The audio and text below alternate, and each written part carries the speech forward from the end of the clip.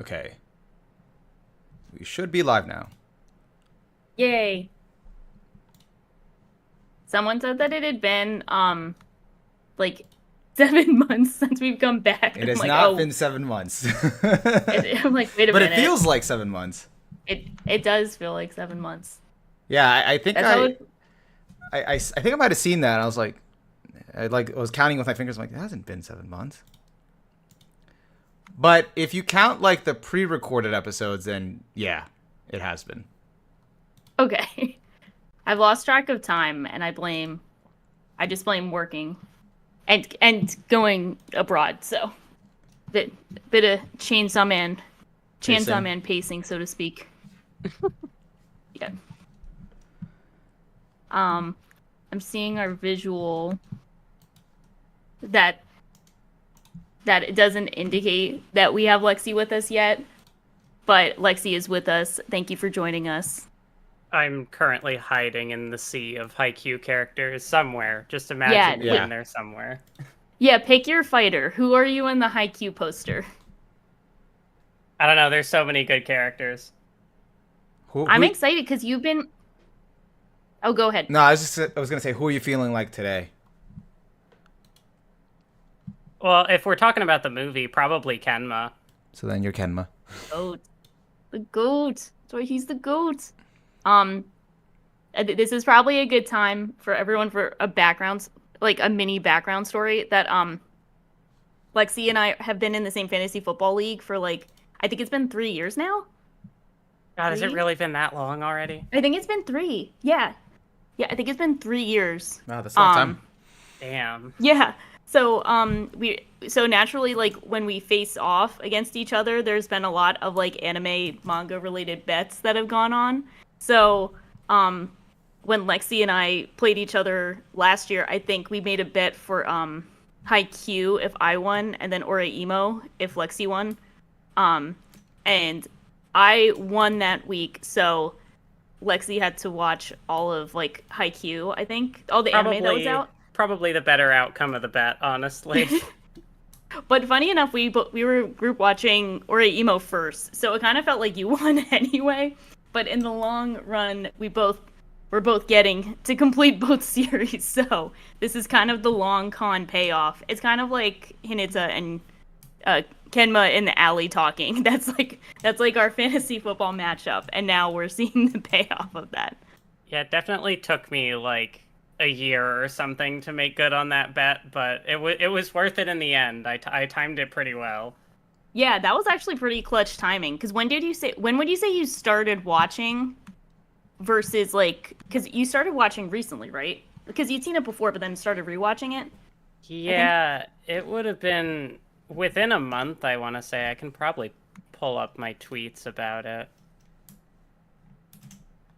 But yeah, the first season was a rewatch for me, because I had seen that in, like, summer of 2018. I remember that was, like, I was anxious about going to Anime Expo that year, and I just needed something to kill time. So I watched the first season and was like, oh, this is really, really good. I will love this. And then never got back to it. Yeah. Yeah, that makes sense. And there's a lot of seasons, so it's like it's very easy to just watch like one and then not keep going, so to speak. So that's cool. And then you started rewatching recently and timed it up really well to be just in time for the movie that came out. So that's kind of dope.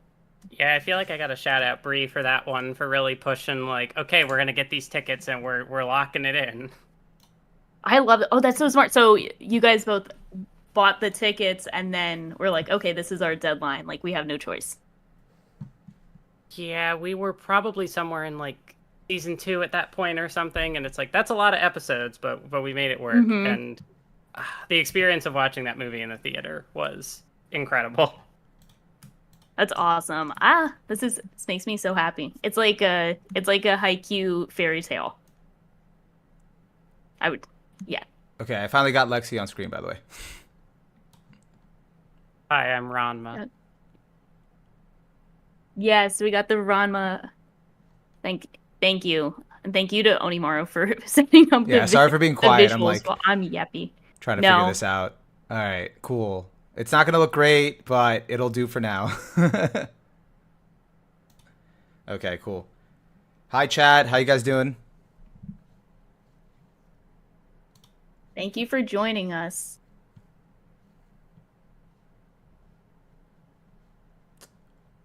So, how do you guys want to tackle the movie? Like, where should we start? Is there anything like pressing that you want to like address or mention first, or anything about the movie that really stuck out to you? I want to address that Brie in the chat that I will have to beat Lexi, so she will not win in our fantasy football league.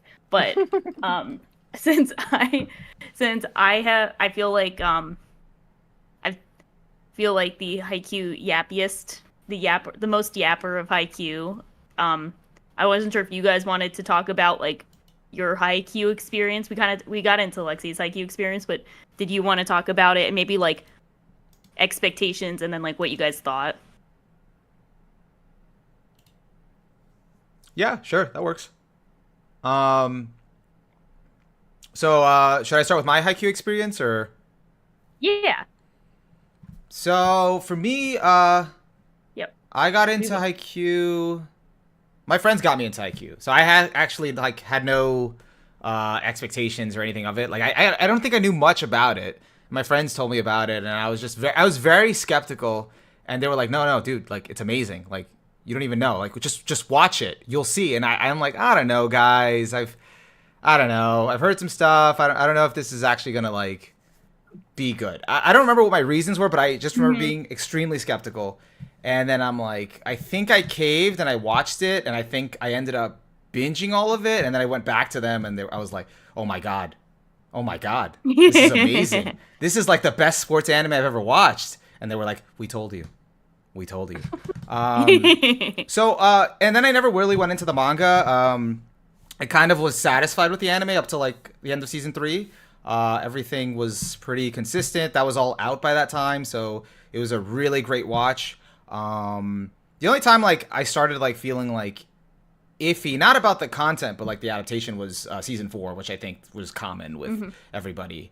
With like I think 2 of the heads of the production had left, so that counted for the quality.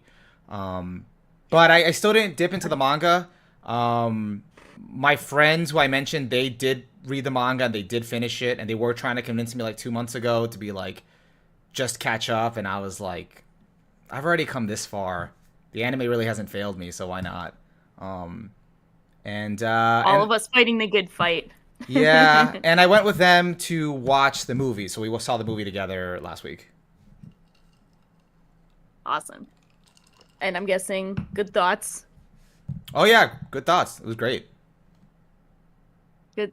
Like I think you were the first person I know who watched it, so that's exciting. I kind of like I don't know, like I didn't have any. I wasn't down on it. Like I think at first I was a little worried because I had heard that like it wasn't getting another season. It was going to be one movie. But then I heard there's going to be like, oh, thank God, there's going to be like 2 movies, which also might still not be enough, but better than nothing. So I kind of came, just expecting, a good experience, and I wasn't really disappointed.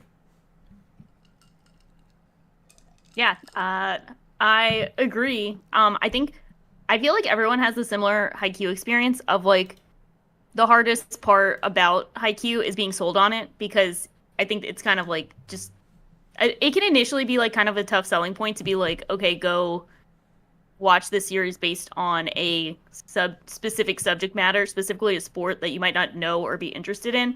And then everyone has to do the same spiel to people when they're selling them on like a sports anime or like a specific topic anime. And then it's like, no, it's not just about the sport. It's about like hard work versus talent, passion, the characters, whatever. Also, you get to love the sport, you care about it. Except everyone has to do the same spiel. Like, we all have to do that. So I've been on like both sides, where it's like someone who's been trying to sell me to watch it, and then someone who has had to go and do the selling.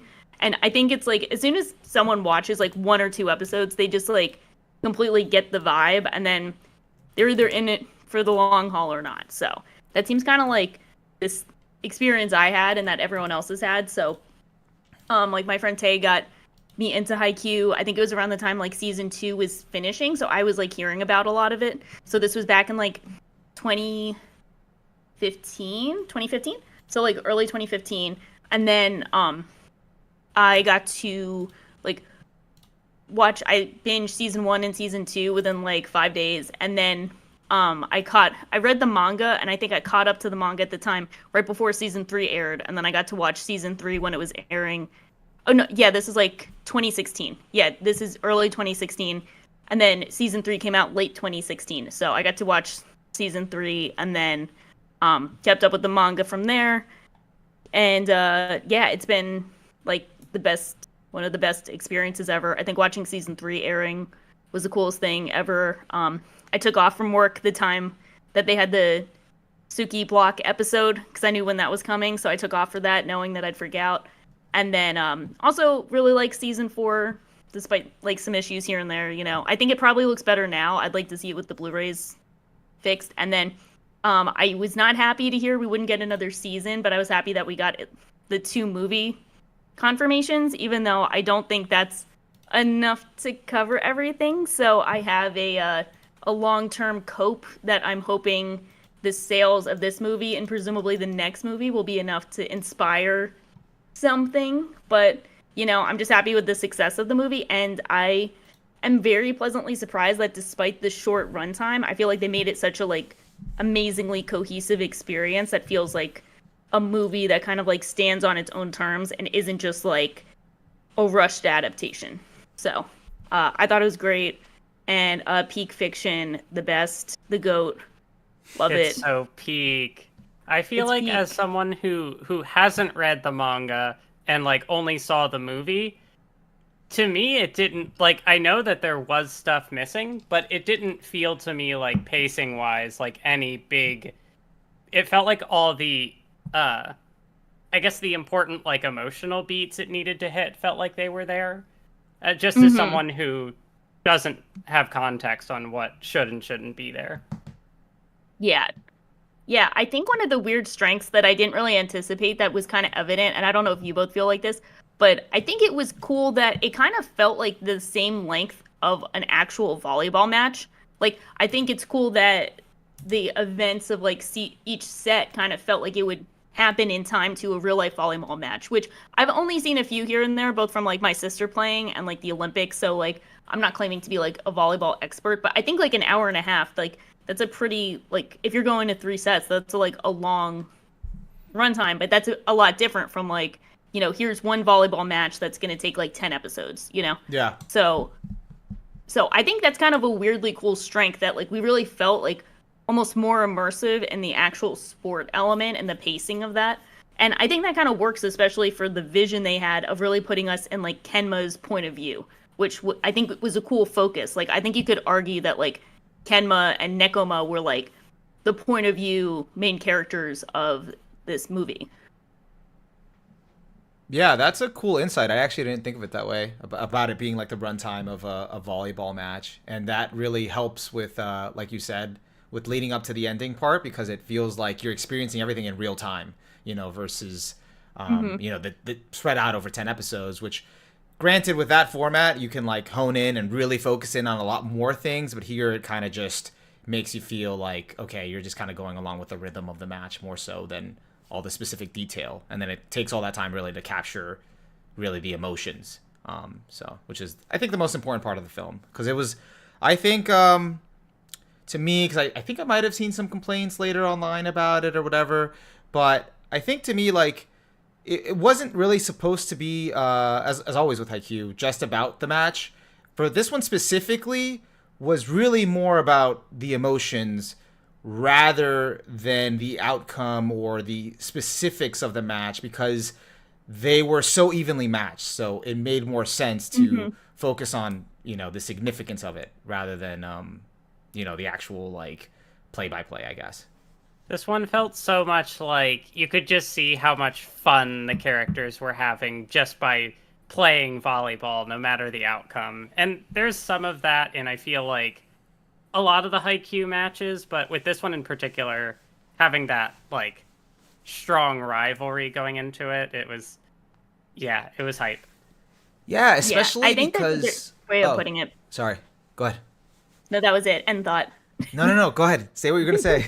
I was gonna say that's a great way of putting it. I think it works really well that this was like the long-standing rivalry that we've seen because I think it's like pretty much this team and maybe Seijo we see the most of outside the Karasuno team. Like these are like if we're gonna focus on any two teams as like the next most explored, it's these two. And these guys are Nekoma is so cool because they're just like the exact opposite of Karasuno and like play style, like overall focus. And I think this for context for everyone, this is like my favorite, but possibly my favorite match in the entire series because I think that this match is emotionally and thematically the entire point of Haikyuu in a vacuum. Like I think Haikyuu is all about trying to convince us about like the fun and passion of volleyball. And it doesn't just have to be volleyball, but just like the fun and passion of life and exploring that. And so I think Hinata trying to beat Kenma not just at Haikyuu, not just at volleyball, but like trying to convince him that he's having fun with volleyball, that is something he wants to try with and feel passionate about. Seeing that happen is the point, because that's like the entire point. Like the series is all about teaching us about how fun it is. So seeing him win him over is so like gratifying and cathartic. It almost feels like it just feels like such a comfortable match too. Like it's very intense and hype, but it feels so comfortable with both teams. And I think there's so much emotional catharsis by the end of it that it's just, you know, it feels so just like warm and fuzzy. And I think that's why so many people felt like emotional at it. Like I think a lot of people say like, oh yeah, like I cried at Haikyuu, like this one got me, the scene with the characters got me. But I feel like I'm seeing that a lot more, and it's because of the emotional connection that is portrayed so well. And I think part of that too, which I noticed a lot in the movie, is the different from the other teams is the admiration that all of them have for each other. So it's this competitiveness mixed with admiration, and they're like kind of just in awe of each other's like abilities and what they can do. And I think it's different from the dynamics with the other teams they faced so far, because kind of in a way you could say like they kind of grew up together or evolved like together by practicing with each other and helping each other out. So it also highlights that level of camaraderie that even though we're enemies or opponents, like we also are invested and we're happy that like we're evolving and each other is growing.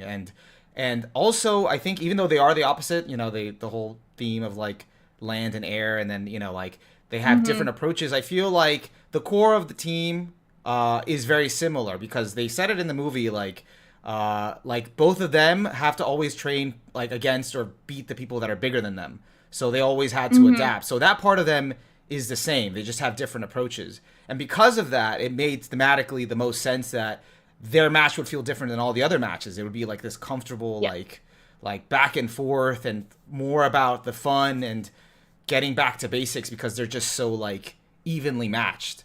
So I think that made sense, and that's why it really like the last part made sense as well, like the whole going into Kenma's POV and really honing in on the fact that look, no, this is about like this guy like really enjoying this game and actually like being desperate to win for once. Definitely. Speaking of which, I feel like I cannot, once you mentioned it, it's kind of like we have to talk about it. How crazy was the last point? That last point with the Kenma point of view shot? Like, that's definitely one of like the craziest things I've seen like in animation and just like in the medium, right? Like, were you guys all like that was so out? incredible. Like, not just the first person POV shot, but then how it like fades to like a practice match in the gym, that it's like every match between these two teams, whether it's, you know, the battle of the garbage dump or like they're just having a practice match, is just so like the same kind of energy of just like wanting to bring out the best in each other. And that was such a good way to visualize that. Yeah, I after the match, I like, or even after the movie, like I turned around and I was like, this was cinema. That moment, that whole sequence was cinema. I was like the Scorsese gif. I'm like, dude, that was just amazing. And everybody else that was with me was like, wow, that last section was like intense. And I was like, yeah, right? So everybody like agreed. It was just so good. I think especially with like the first person POV shot, just like the way the point ends, and it's like, oh wait, is the game over? That's it? It's like, Yeah. no, there has to be more. Like, this is so good, they have to keep playing. And it's Yeah, just, I love that. yeah. It's cool too because for context, like I don't know if either of you two have seen it, but in the manga that what happens in that point is there's actually like a page flip where it's like, it shows all of them. It's not in Kenma's point of view, it's just like another, like third person shot, but it shows all of them playing in nationals, and then there's a page flip and it's like the exact same position of all of them, but it's them in a practice match. So it's like and then they go back to, nationals just to show that like, oh, it feels like the same way they felt in a practice match and how comfortable and fun it was. So I had no idea like how they were going to kind of portray that. But I think showing it from that Kenma point of view shot instead of doing that like third person shot is just such an insanely like creative, immersive way of showing that. So it's almost like the two part of like they show how frenetic the energy is for like each point. We got to see just like how insane it was, like from Kenma's point of view, like how quick the characters are going. Yeah. Which is like the first time I've really felt that before. Like I don't like it's always some anime-ness to it, so it's like, okay, this is going fast because the character is going fast, but we don't see it from that point of view to really make it feel like, okay, I'm in the match right now. Yeah. You know what was actually a really cool detail of that? Like, because as it's happening, you're like, are we in Kenma's POV? Like, what's going on? Yeah. And then the moment where he falls on the ground and you see him in the reflection of the sweat. Yeah. I'm like, yo, this is so intense. And it made it feel like what you're saying. That was a good way of wording it. Like, it didn't feel so much anime as like very grounded. Like, I'm literally like in this theater now. I'm in Kenma's body. Like, I'm just like being transported into the match. So Yeah. I feel like knowing that it, because like manga and anime are two very different like mediums of presenting something. So knowing that like it was really well handled in the manga as well, like using the medium with the page flip and whatnot. So then to like maintain that energy into animation with like the first person POV, that I feel like that just makes me appreciate it even more. Yeah, for sure. I think I think even without, I'll say the last set, because I feel like the last set really just kind of like hones in everything for other reasons, even beyond just the point. But I think even if you take it away from the last set, it's still like a pretty fantastic adaptation. But like I think especially the last set and last points, everything from like the Kenmo point of him falling, camera. I think Shaw's camera. Oh no. There it goes. Every time. So can you guys hear me? Yeah. Well, your audio cut out in the middle of what you were saying, so you might have to repeat what you were saying. Sorry, I was mid yapping, and it's like, Kenma's falling, I'm falling, like, you get that sense that everything is just like elevated a lot. It feels like cinema, unlike what's going on with my camera. So you guys go, keep going. Your microphone also sounds a little bit like more distorted now. Oh, that's cool. Just like, oh, another thing. The energy was simply too powerful. Technology couldn't handle it. Yeah. Yeah. They're always trying to take you out when you're on a roll, Shaw. I don't know who they are, but they're peak hating. It's the haters. It is the haters. It's the Haikyuu haters. I did say something where I was like, if people don't like Haikyuu, like, I do genuinely feel bad for them or something. So I think this is my karma. I think so. You were too bold. Oh, I think the oh, now it's switching back. Okay. I think your camera's coming on. I believe in Discord. Shaw, are you still with us? Oh, the camera's still gone. I'm here in theory. I mean, we could keep talking until the camera decides to work. Go on without me. It's like when Daichi talking. dies, you know? Oh, no. Bree tried to convince me while we were watching Haikyuu that, like, a character died, and she was really adamant that, like, no, like, maybe Daichi dies here, and I'm like, I don't believe you. That'd be crazy. That's like one of my favorite memes because like I don't know if y'all have seen the memes of like you know the ones of like Oikawa being like a terrorist and like being up there with war criminals. Yeah, So there's like that's so this one funny. edit. It's my favorite. It's one of my favorite memes of like everyone. I think we just like agreed to go along with it. We just all agreed like he's a terrorist, so he should be up here with like Griffith and everyone. Yeah. So I like the memes of like just him being a terrorist, and then we have like some edit of him like killing Daichi with a gun, and that's him like getting injured. So I always find that really funny, but thankfully Daichi is not dead, and hopefully neither is my camera. But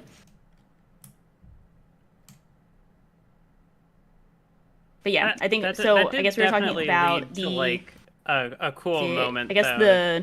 Which set were we talking about? Wait. We were talking about the third set, and I was yapping on about how frenetic the energy is, and how I feel like it justifies it as like elevating the source material. I think that scene alone, if we needed something, that would be like my example.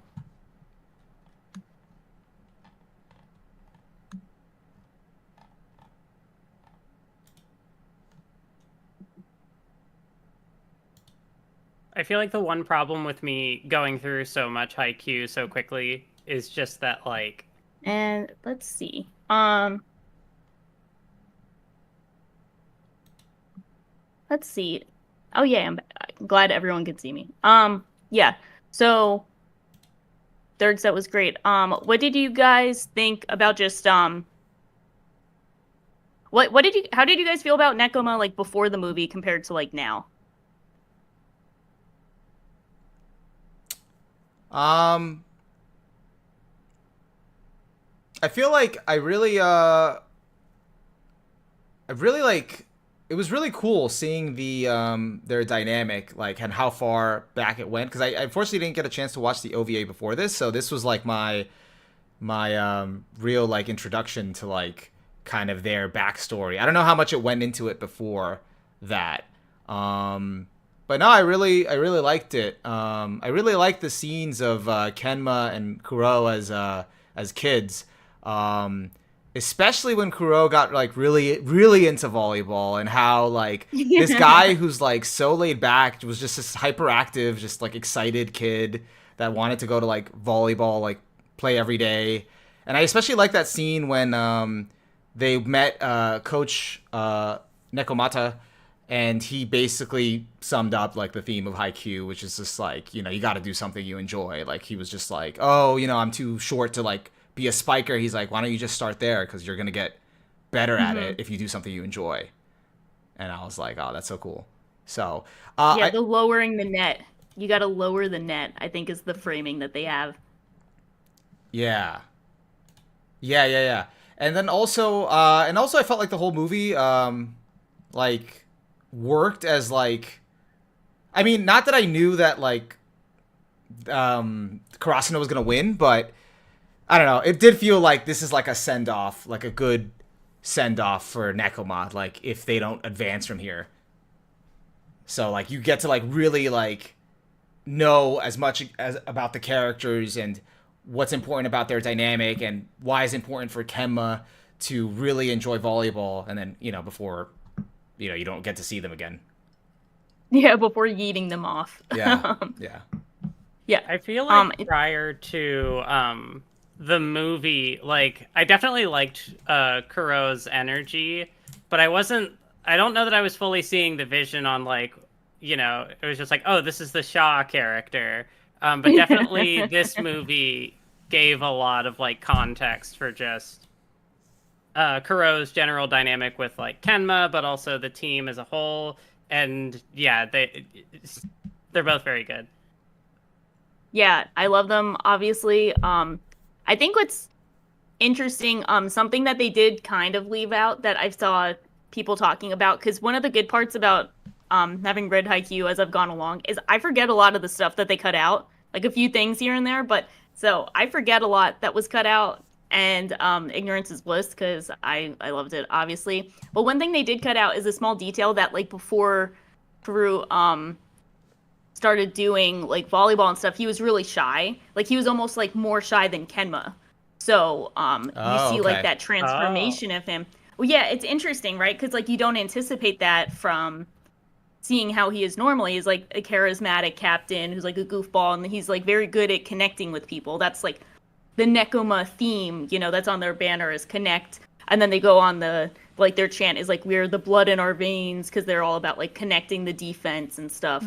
So so that theme of like making connections, and he always kind of has like the right thing to say at the right time, like when when like his team is freaking out or feeling tired, you know, he knows like what to say and when to, you know, like not berate Liev, who's like, you know, he's very athletic but like not technically good. Like he knows when to say encouraging things and when to, you know, let him be. So they kind of established that a lot as like Coach Neko. I always want to call him just like Coach Nekoma, like Nekotama or whatever. He left such a strong impact on him that like Kuro's entire character could probably just be summed up by like wanting to lower the net for other people, which is, you know, something we see with his own team, with Kenma, and also with Tsukishima, of course. You know, he left a huge impact on Tsukishima's character, him and Bokuto and everyone during that training camp, which I think is also really cool to see play out. We got to see their dynamic of, you know, are you having fun? Are you enjoying volleyball? And, you know, how it comes full circle where, like, Tsukishima was, like, okay at volleyball, but he wasn't great at it. And then once he had that moment, it's like, yeah, he's obsessed with volleyball like everyone else. That's on the back of my shirt, the Tsukishima moment. I have that shirt too. We got the Uniqlo such a good Haikyuu moment. shirt. So, but now that you said that you added that context, that really, like, I was missing that. If that's in the manga, I'm like, I might have to read it, because like that adds a lot more, because it, like, I feel like I got some of that in the movie, but just like him lowering the net, and it's like it really brings it together about how important it is for him to like to kind of like give back sort of what Nekomata did for him. Like he wants everybody to have fun, like volleyball did that for him, and he wants them to experience the same thing. I'm like, oh, that's awesome. Now I get it. Exactly. So, yeah, the net is lowered. Also, two things I got to bring up, just that they mentioned it earlier, in terms of getting the Sha Kuro love. There was like, so I only watched like 3 minutes into the OVA, and it like started like before like the movie, and I was just like trying to watch it, and there was like one scene, and I'm like, wait, this is Sha's PFP. Or her former PFP. Like, I instantly recognized, like, this is where it's from. And then, like, all the puzzle pieces, like, the last piece, like, just connected together. And then I'm, like, watching the movie, and then there's, like, one scene, like, maybe, like, an hour in, they're on the court, Kuro's giving a pep talk, and then it freezes on his face, and I'm like, wait, I've seen this. I think this is Sha's current PFP. I've been haunting everyone for years. It's been kind of fun, but I can't believe it. I feel like it's come full circle now. I get it.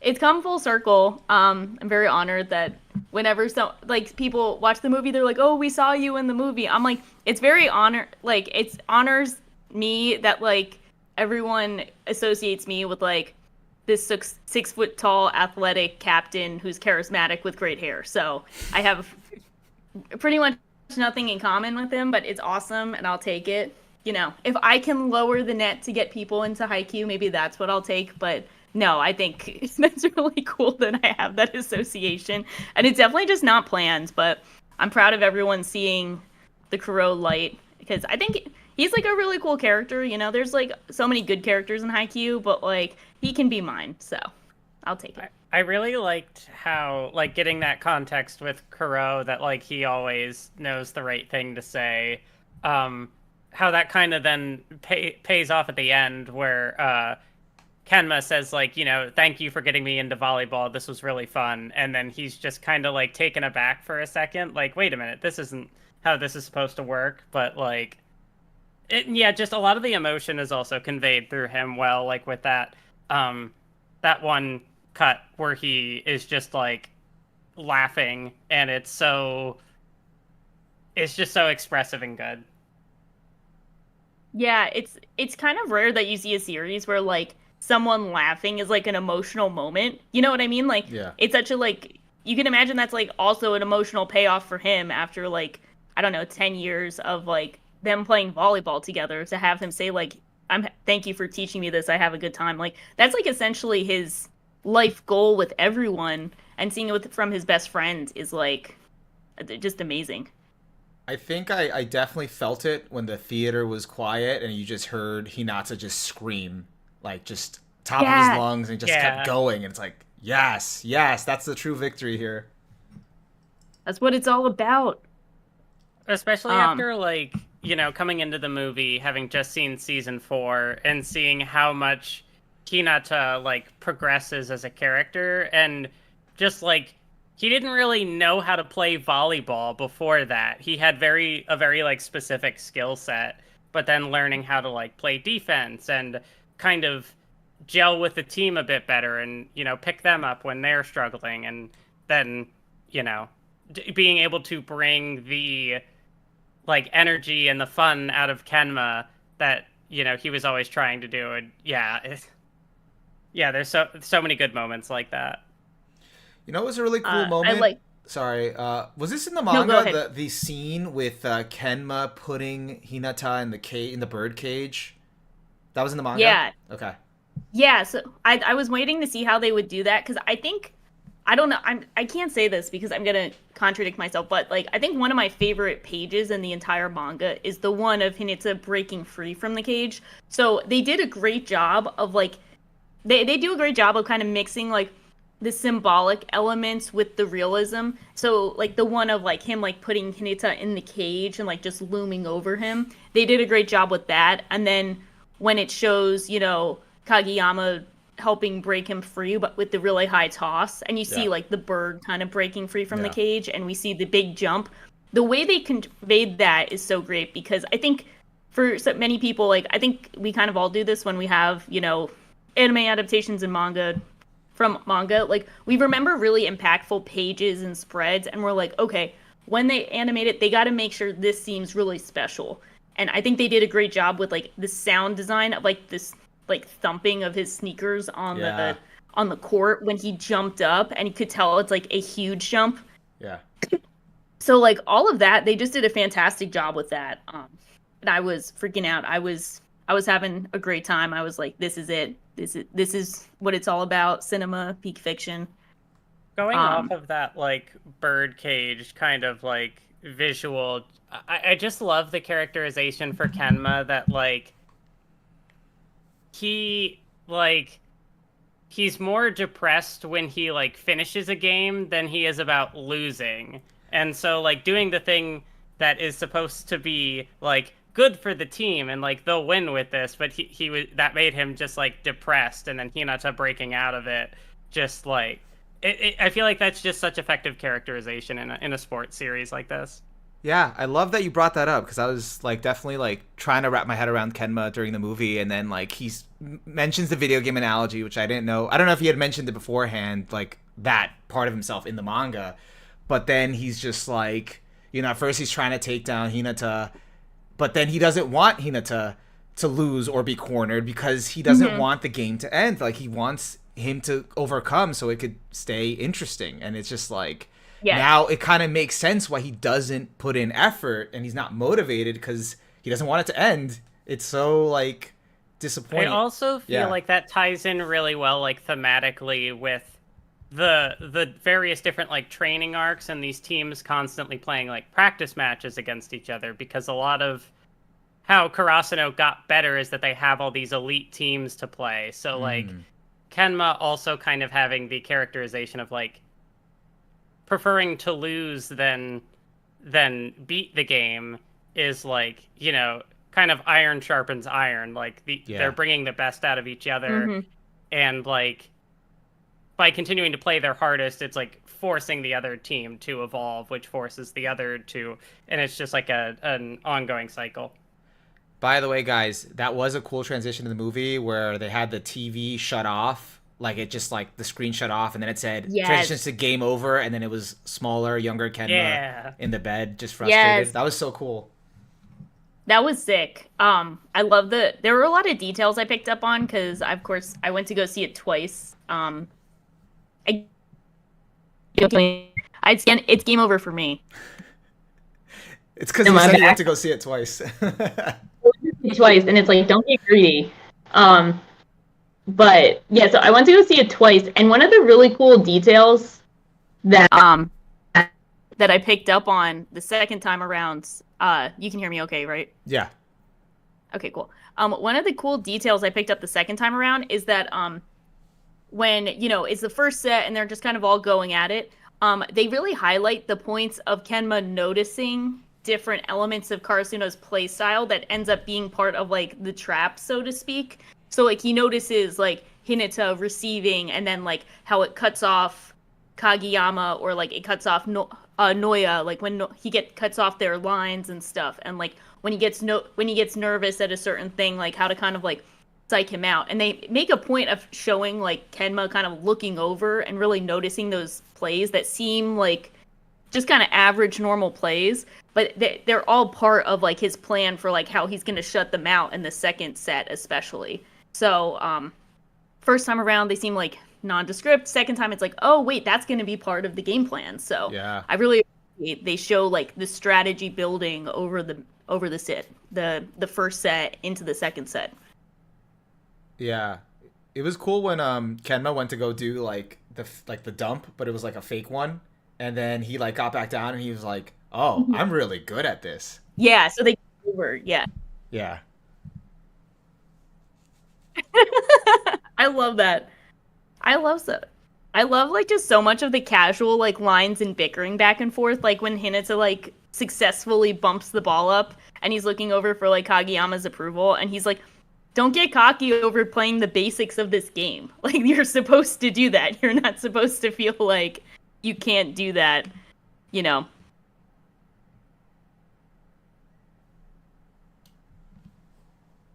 I feel like in general, this matchup in this movie, like, I guess that's just every match in general, but even to, like, cram that into a movie, just, like, a lot of different characters, getting a lot of, like, little moments here and there. It didn't really feel like anyone was, like, missing anything or like, neglected.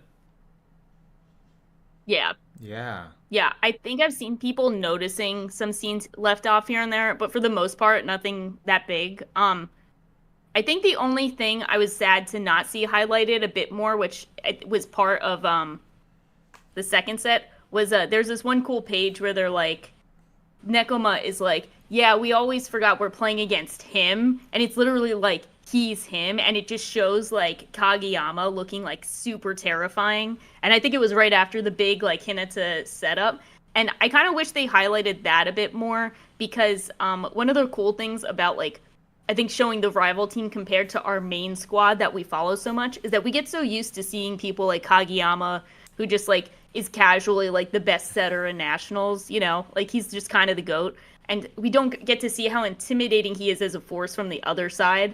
So I think it's cool to kind of show that here and there, and they definitely highlight that a lot more in the manga, but, like, it's obviously not a deal breaker or anything. It just would have been cool to be, like, emphasize, like, we're playing against him, the super scary setter GOAT. It was cool, like, as a non-manga reader, to get a little bit of that when the other team, when Nekoma was, like, comparing themselves to Karasuno and what they were doing. They were like, oh, they do that, why don't we do that? And then Ken was like, all right, stop comparing yourselves to them.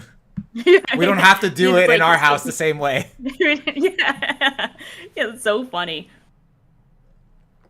And then, like, scenes where they have, like, I think, what was it, like, Kageyama just did some, like, crazy behind the back set, and then Kenma tried to do it, and it's like Kenma dashing for it, and then everyone on the, like, court is, like, shocked. And then he can run, and he's like, well, I am alive. And it's, like, the funniest, like, throwaway line that's just, like, so natural. Because Kenma's, like, really funny and has a lot of personality, despite being, like, generally kind of quiet and reserved. And I always like when they show that, like, there's a lot of snark and sass to that, beyond just being, like, not really loud about things, Yeah. Yeah, the movie had a lot of funny moments. Yeah. I think Haikyuu in general is, like, kind of one of the funniest series for me, like, just casually really funny. Just because of so many different character dynamics that bounce off each other. Amethyst mentioned in chat, Daichi and Kuro have a really funny dynamic and interaction, and we got to see that with like the handshake. You know, they're both being like really polite, but then they're like having the like most tense handshake of all time. And I got to highlight, of course, the handshake is actually when they finish the match, and you have the coach Nekoma, and then you have Coach Yukai, the OG, watching on the screen, and he's like, that was awesome, handshaking air, and I was like, it just feels like such a legacy, and like, it's so touching. Like, this is history. Yeah. Actually, I had a question from the manga. Was there anything cut out regarding the coach stuff? Because I think I might have seen something, but I didn't look too much into it. Yeah, I think they start the match, I think, showing the coaches' rivalry, like when they were younger, like their first interactions when they were kids. So like they cut that out.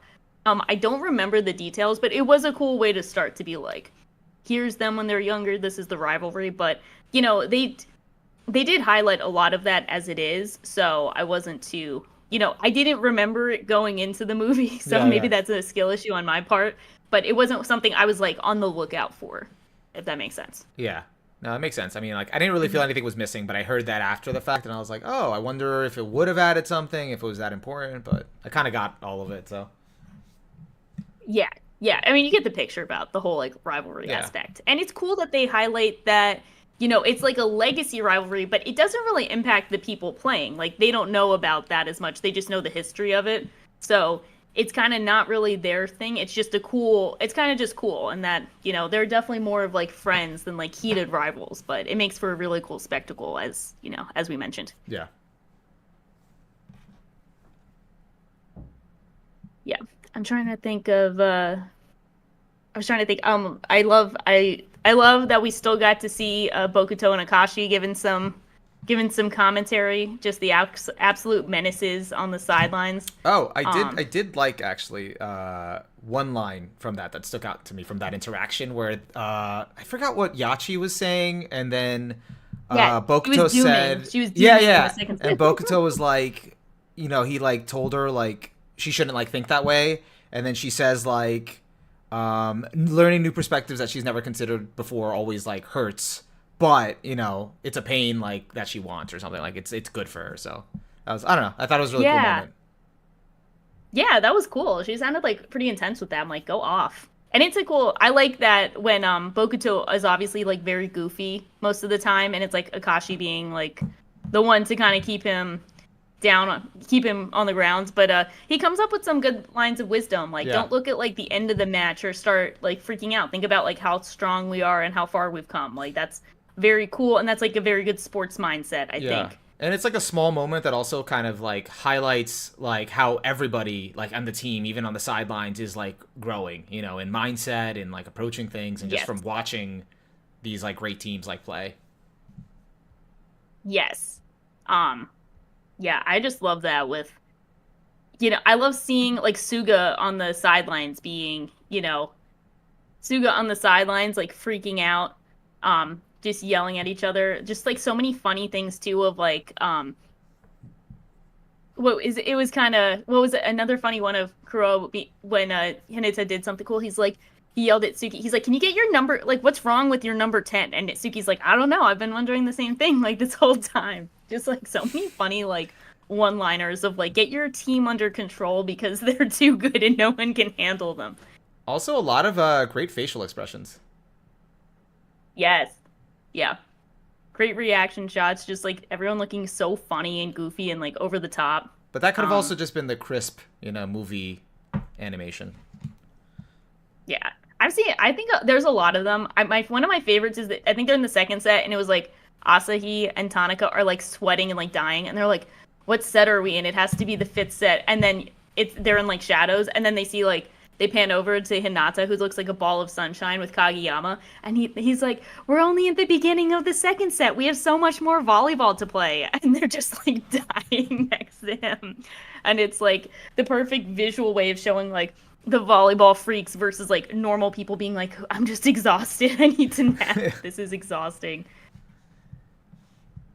Hinata is definitely, like, one of my favorites. I mean, like, when it comes to, like, strong shonen protagonists who have that, like, combination of traits being like very passionate and very motivated and very dumb, but like you know, always having that like Yeah. positivity. Like I feel like Hinata is such, yeah, like you said, that joke in particular where everyone else is dying and he's just, you know, he always playing at 100%, always ready to go.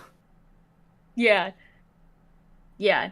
I think he has that perfect balance between like having enough flaws, both like in playing and like his personality, like being so over the top happy that like it's annoying to people, or like, you know, he can get grating, or he's just like a ball of energy that they don't know how to deal with, but like he has enough like volleyball wisdom that he makes everything special. Yeah. Because he also like exemplifies that whole love for the game. So he's like, obviously, like he's living his dream. He's out on the court. He's getting to jump. Like it became very apparent the moment where he couldn't jump anymore, and you're just like, oh shit, like this They won't let him jump. this makes the game horrible for him. He loves to jump. Yeah. I love how the solution is just jump higher. Yeah. Like just try harder.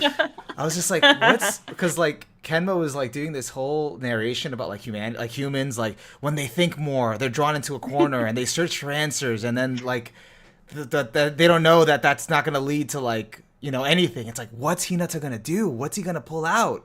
He jumps higher. Jump more and jump higher. I love that. I love that. That was so cool. Hinata's solution, don't think, just jump. Yeah. And we know that's true for Kageyama and Hinata, the two volleyball idiots. So like that makes sense. I like this. Another comment. C5TG said, my favorite gag is just Bokuto being the cheerleader, and Akashi is like, they're not on our team. Like when he tries to claim, like, Suki, that's our Suki. It's like, he's not on our team. That part was funny. Yeah. It's like, dude, he's not on our team. But like, they're all such friends, like, because of the training camp and everything. Yeah. It's like, you know, they're so invested. Yeah.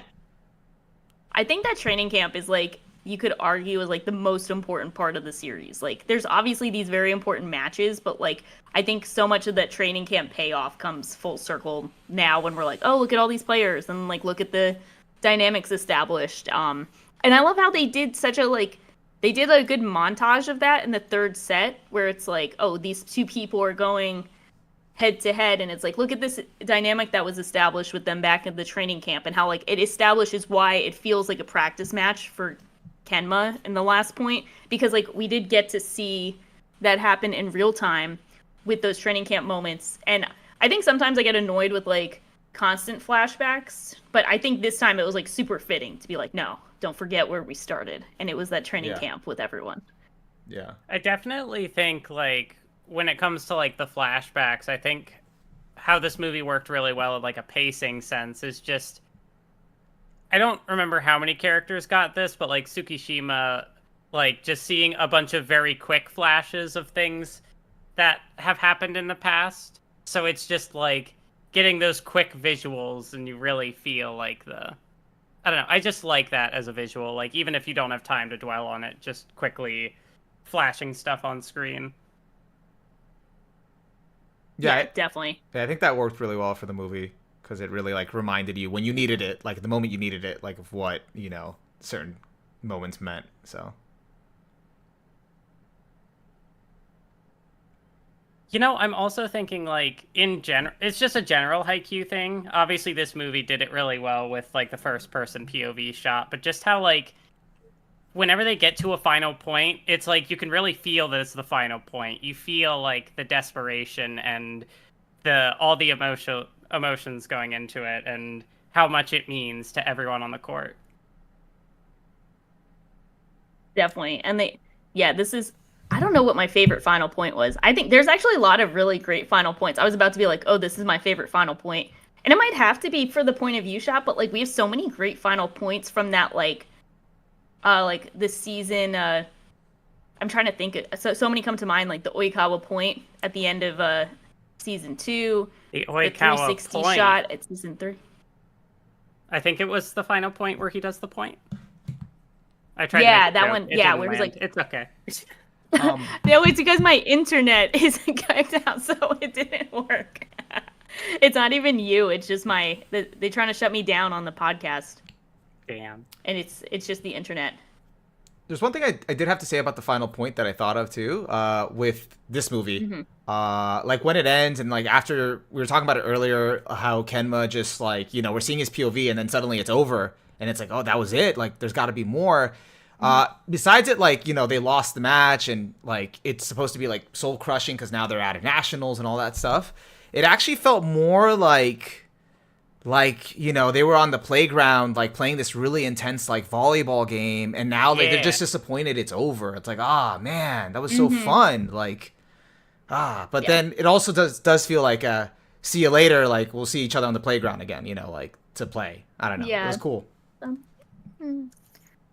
Yeah, I love that. I guess Onimar, you didn't see the land versus air OVAs? No, unfortunately not.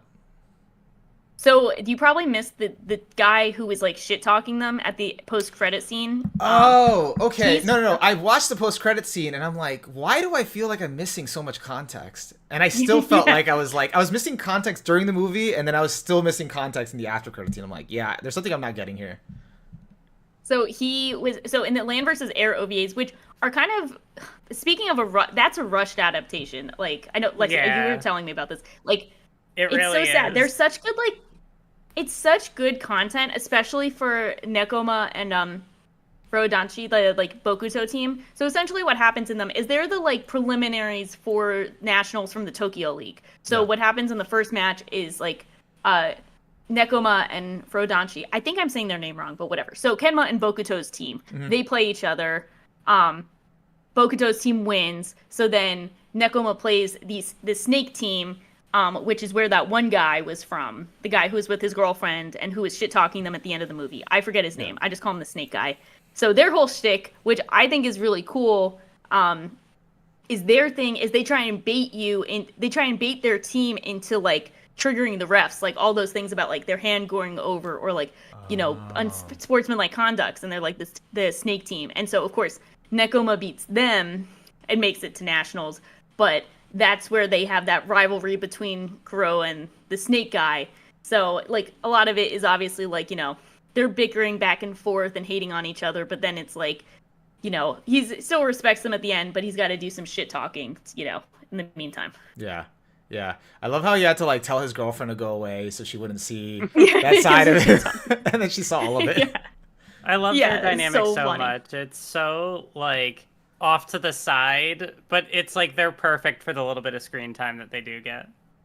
Yeah. Yeah. It's a very cool dynamic to have like a guy who knows volleyball explaining it to his girlfriend who doesn't know volleyball. Like we don't get that much because everyone else knows volleyball at this point. So like it's nice having that still, like if you're just seeing it for the first time, seeing what's up kind of thing. Yeah. Yeah, also just like, thinking about this movie and then thinking about the OVA, it really is like, where I felt like the movie, I didn't feel any like pacing issues with like something feeling like it's missing. The OVA, I felt like I was missing most of the context. It felt like none of the emotional beats really like landed with me. They just didn't have time, really.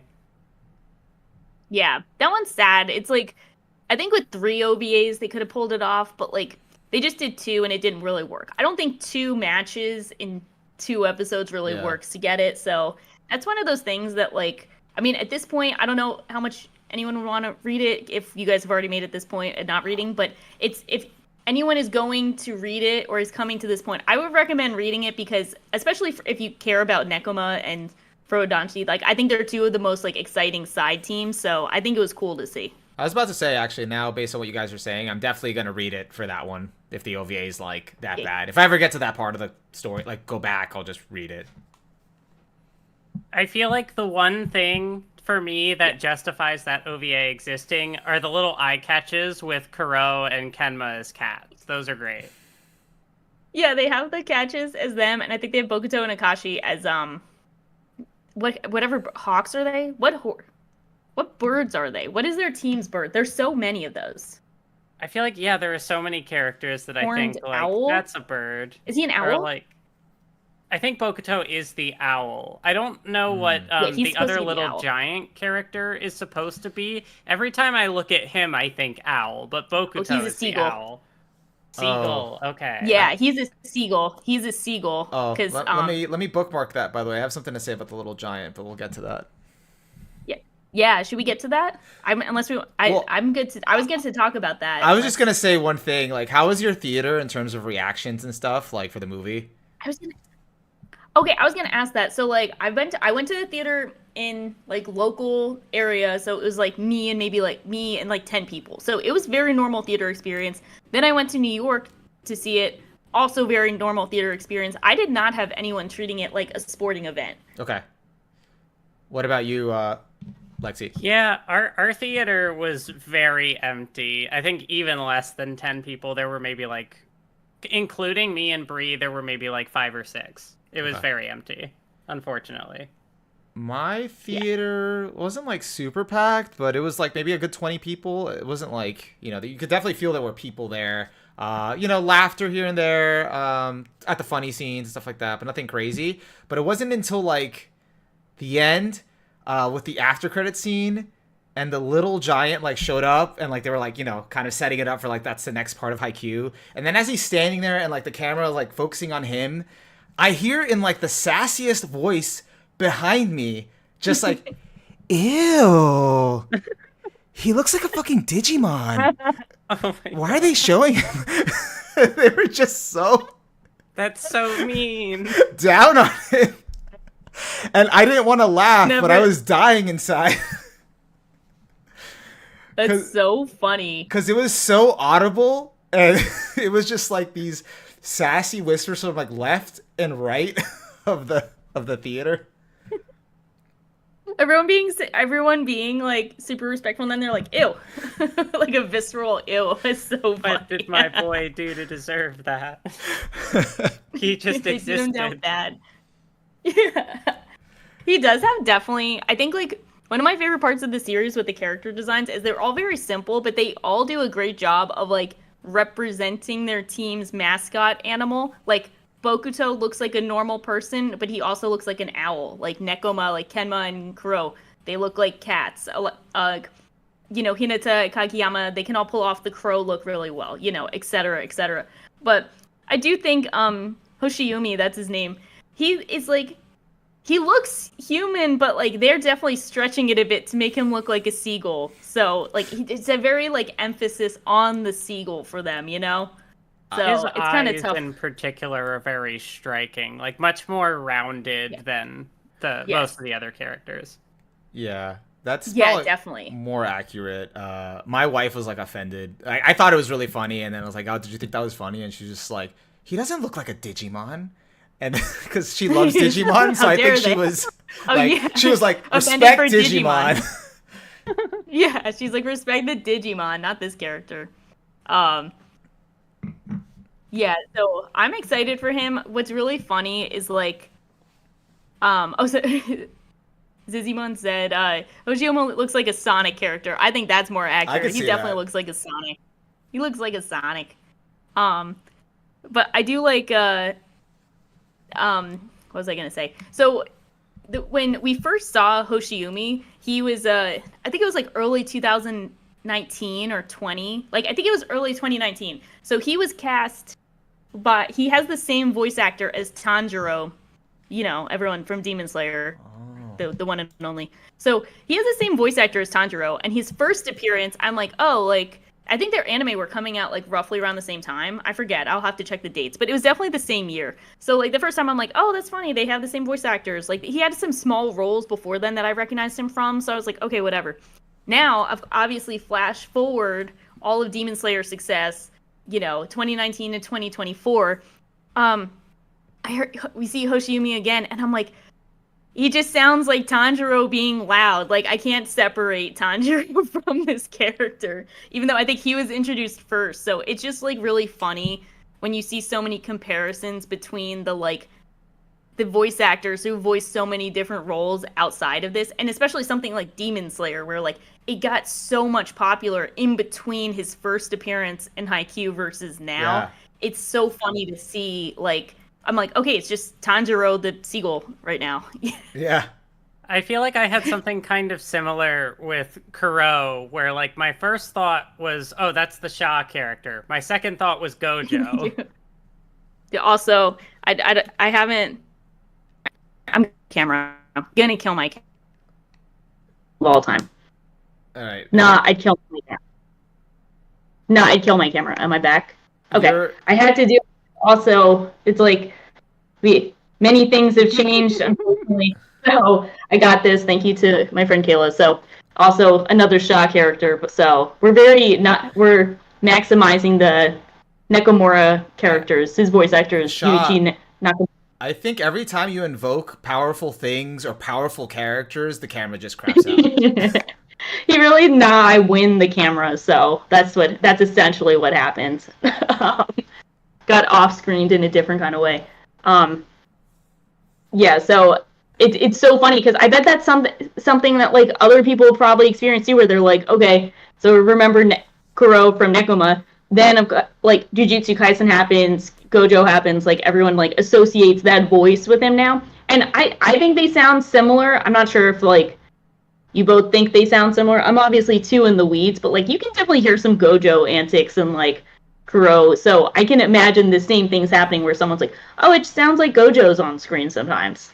So it's just kind of funny to see the connections between these characters that have been around for a while, and then their blow-ups from other like popular series. You know what?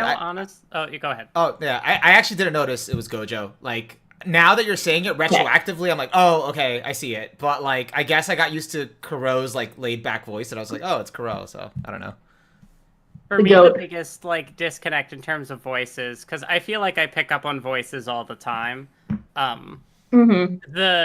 Not the coach, but like the like assistant teacher advisor guy. Yeah, that he's just voiced by Hiroshi Kamiya. So every time, Bree said in chat too that that it's just Araragi, or like Hiroshi Kamiya voices a lot of like trash boys, and this guy is not that at all. So it's so weird for me.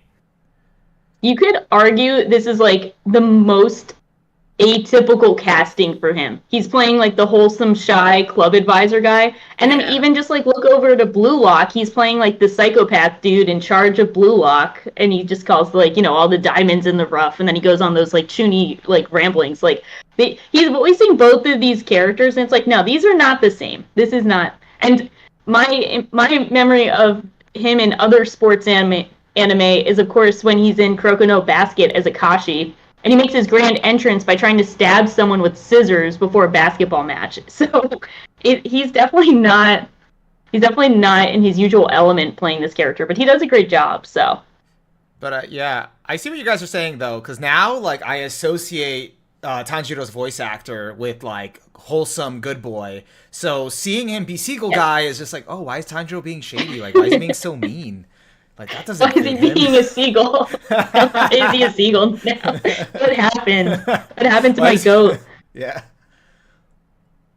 It's kind of funny to me. I know I'm getting into like the voice acting weebness, which is like my secret weebness is like this voice acting connections. But the funniest thing for me is coming back to Tanaka. Obviously the goat.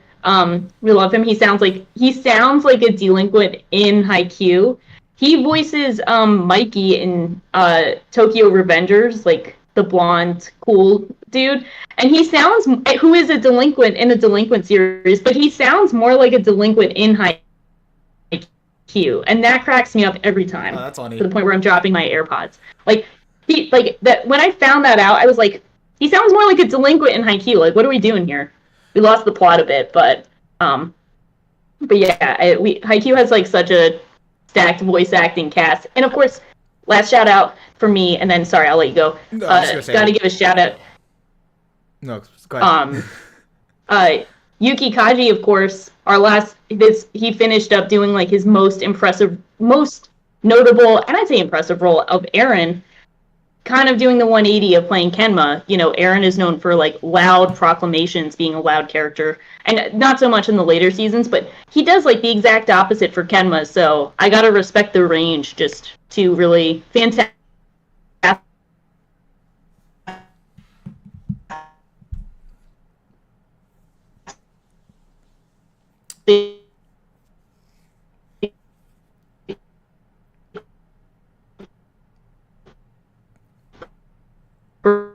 Shaw, I think we lost you for a bit.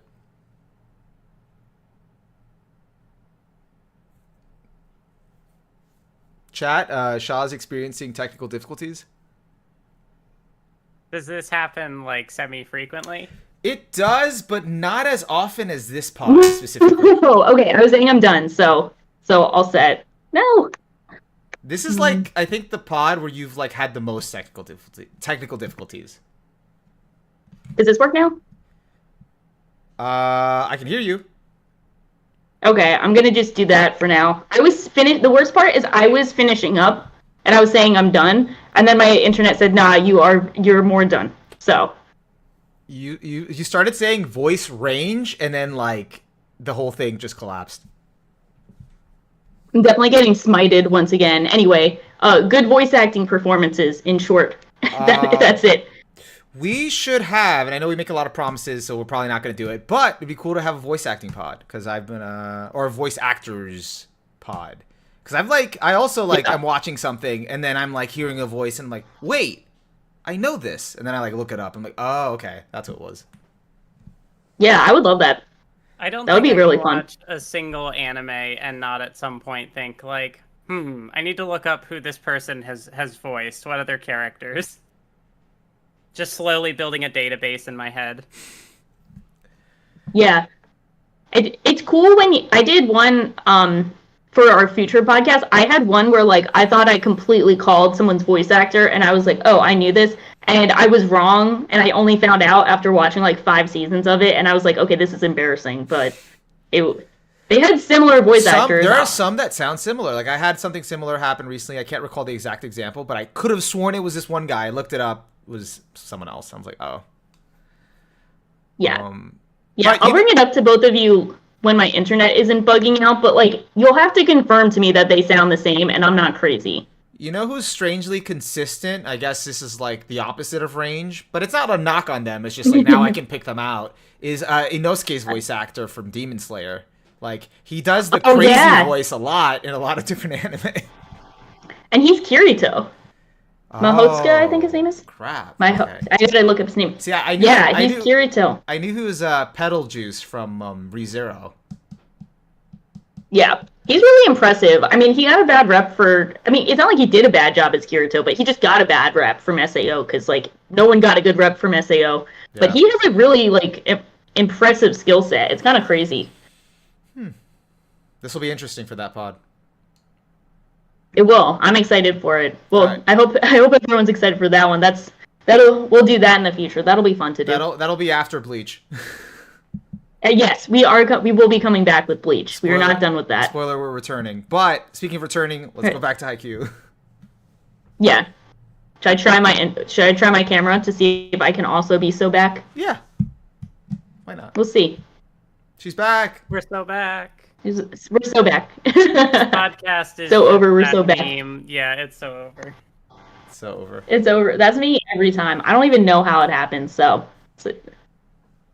but yeah, I think overall fantastic movie. I think they did a great job.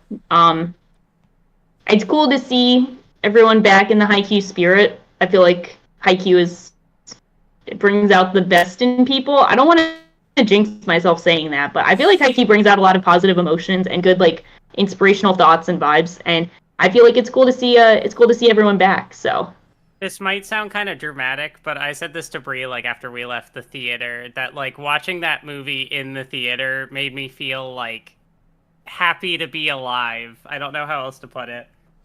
Yeah. That's how I felt too. No, I feel the same way. It's a celebration of. It sounds kind of weird to say, but it does feel like a celebration of life to me.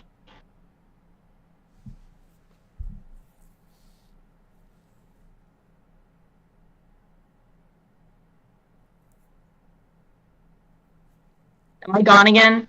No, I was trying to hear to see if you weren't gone. I was just like, wait. And it's like, now your turn. Say how much it changed your life. Like, say the line. Peak fiction, life changed. I keep thinking I'm freezing. I'm like, what changed my life was that Digimon line. I probably would have walked out thinking that, but that line was just in my head till I walked out.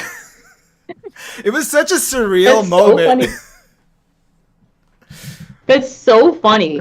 I love that your wife was like more offended at the comparison to Digimon than anything else. That's the funniest part. I was just like, what? It was funny. It's like, respect Digimon. And I'm like, no, like, not the cute, good Digimon, like, you know, like the bug ones or something. Maybe that's what they meant. No, but I think it's, like, great to, like, see Haikyuu in theaters. Like, that's just awesome. Like, we're getting so many movies in theaters. But also, it was just a great movie. We're so back. And I'm, like, worried about the last movie. Because I'm, like... Yeah. I have been talking about, like, the chapters and, like, how much will they have to cut out, you know, and it's... Yeah, that's kind of tough. So, I won't spoil anyone. I will just say, I think I know what they're going to cover in the next movie, and if they can cover the next movie and do a good job with that content. It will just be a question of if we get a complete adaptation or not. That is the question. So, I wouldn't worry about the next movie per se. I would worry about the entire series and if you have to pick up the manga to find out what happens. So, that's what everyone can be worried about.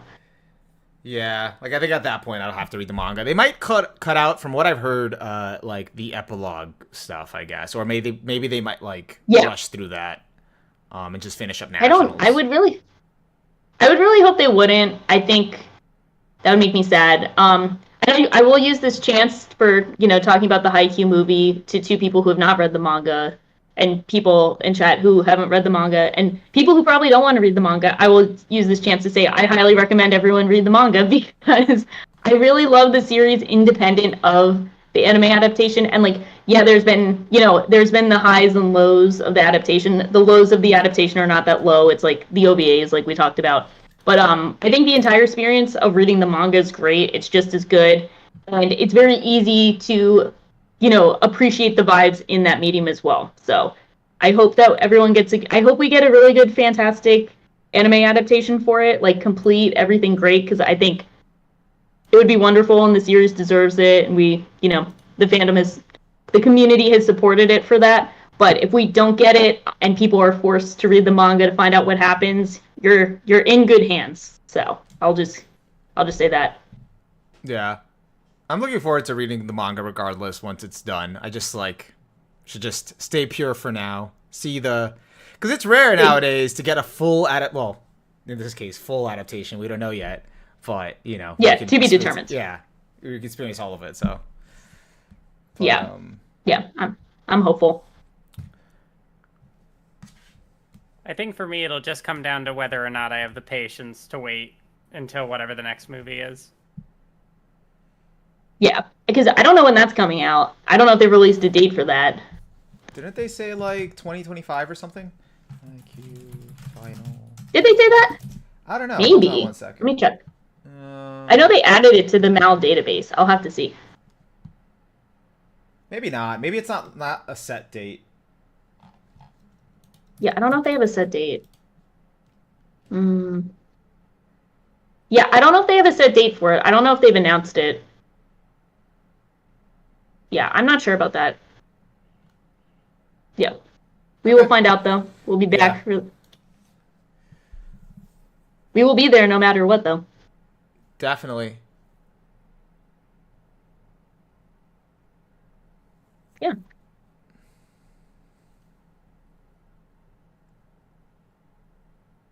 Any other anime movies you guys are excited for, looking forward to? Trying to remember. I think we have a lot coming out this year. I have to remember which one when they come out. I am looking forward to the Look Back movie. Oh, that I think is coming out soon. I heard about the adaptation. That. Yeah, we might be getting to do that Fujimoto pod sooner. Another manga I did not read yet. Should I stay pure for the movie? That would be an interesting perspective, actually, just because I feel like everyone's read that one shot, including me, now. So it'd be cool to get that perspective, but also I know it's you could show up to the movie and probably read it during the previews. Yeah, and just then, really quick. Yeah, doing the required reading. So yeah, that's interesting stuff. But I don't know what else is coming out this year. I have to double check. Is the Yamada movie coming out? There's a Yamada movie? Madoka movie? Yeah. No, not the Yamada, not my Yamada, the Naoko Yamada, the creator. Isn't it The esteemed anime director. You've definitely brainwashed me. No. Isn't it It like ruined everything. Kimi no Iro or something like that? Something about colors. I think so. Yeah, it's like color. Yeah, something with colors. Wait a second. Um, Let me see. Kimi no Hiro. Oh, I'm looking at the time. I actually have to get going. But thank you for having me on. This was a really fun discussion. Thanks for joining us. Of course. Thanks for joining us. Yeah, we'll be wrapping up, but thank you for joining us. We will do this again in the future sometime. Yeah, I can lose another fantasy football bet, and then we can do another podcast, and the cycle can continue. It's coming up. We'll be able to do that. So hopefully I can win you into another podcast. I got to think of something else to wager other than Orimo. It's not working out. Is this the only way to get you on to get you to lose at fantasy football? No, I mean, if you'd want me to come on to discuss something else, I'd be down for sure. That'd be awesome. Yeah, definitely. But yeah, thank you so much. Have a good one. All right. See you, Lexi. Thanks, you too. Bye. I think that was pretty much all I had too. Did you have anything else you wanted to add? All right, guys. We're going to talk about Bleach now. Surprise. It'd be such a good pivot. Such a good pivot. Like, surprise. I'm ready. That would be such an insane pivot. I gotta catch up. I gotta get good. I gotta get all my stuff, all my ducks in a row. I gotta get a Bleach t-shirt. Actually, I do have a Bleach t-shirt. My mom got it for me before I had even seen Bleach. She's like, it just looks so pretty. I'm like, okay. That's awesome, actually. That's weirdly fitting. Like that you just happen to have a Bleach t-shirt. Yeah. That your mom got. I don't even think the character's gonna. Yeah, and I know the character. I don't even think the character has been introduced yet. So I'm just gonna show up, and I'm like, I don't even know who this character is. You gotta show it to me beforehand, then I'll clear you. I'll be like, okay, this is appropriate for the arc we're reading. No, don't worry that. They're not there yet. I don't think they're in the arc. I don't think they're showing up till later. So it's gonna be pretty funny to just be like, I'm just kidding. Here's my Bleach shirt. You can do that. Yeah. Yeah, well, that'll be featured for next time. We will be back with Bleach talking about the first part of Soul Society. Yeah, we meant to do that a lot sooner. It just didn't pan out, and mostly because of me. I'll admit that it was mostly because of me. But time just flew. No, I think it was a dual thing of me not being in the country, and then everyone I know in existence being born in May. So it's a double whammy. Also, shout out to Shaw's birthday. 1 week ago. 1 week ago. I literally thought it was on the Haikyuu movie day. Like I actually thought of your birthday during the week, and I was gonna say something like a day or two before. I'm like, no, it's too early. It's on Haikyuu day. I'm like, okay. So I was like, waiting. I was misleading with that. I was definitely misleading because I'm like, oh, it's coming out for my birthday, and like it came out on the 31st, so like that's misleading. But I meant like, no, in honor of my birthday, it's coming out. So I felt that so bad when it was just like the actual day, and I was like, all right, I'm ready for the movie. Oh, it's Shaw's birthday. Let me say something. It's like, no, wait, no, it was the day before. God damn it. So. No, you're good. I forget what happened. Something happened on my birthday that I forget that I was like, oh my god, it's my birthday. I forget what it was. It's already been, that was the past year, that was the past age ago, so I've forgotten everything. Yeah. I forget. Just flew. I've already forget. Yeah, I think I was a day late for your birthday, so it's very thematically fitting that we were both a day late. That's twinning right there. Well, thank you. We're twinning. It's just weeps. Just forgetting birthdays. And that's it. That's the pod, guys. We'll see you guys next time. We're just weebs. All right. Do you have anything else, or should we just end it here? That was it. Thank you for the birthday wish. And also thank you everyone for joining in. We have some ideas. Obviously, we're gonna Bleach, and then we're gonna talk about Bleach, and then we'll also have, we have our voice actor podcast, but let us know if any other topics come up that you want us to talk about, and we'll be there. Yeah. Thank you guys for joining.